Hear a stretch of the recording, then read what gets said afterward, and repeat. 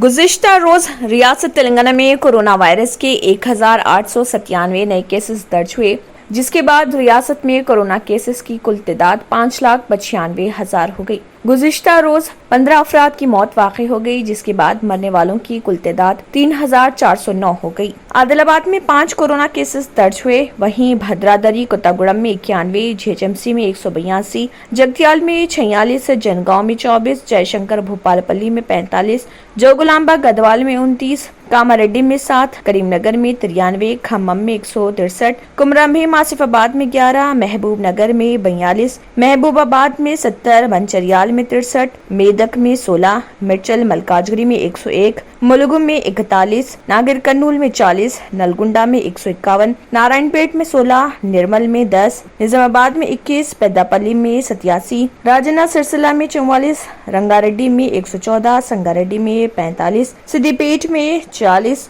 सूर्यापेट में 65, विकाराबाद में 52, वनपर्ती में 33, वरंगल रूरल में 29, वरंगल अर्बन में 75 और यादाद्री भूंगिर में 46 कोरोना वायरस के नए केसेस दर्ज हुए हैं। अगर आपने हमारे चैनल को अभी तक सब्सक्राइब नहीं किया है तो यहाँ पर रेड कलर का सब्सक्राइब बटन दिख रहा है, उसे क्लिक करें और हमारे चैनल को सब्सक्राइब कीजिए और साथ ही साथ बेल आइकन को भी क्लिक कीजिए, जिससे आपको ताज़ा अपडेट मिलती रहे।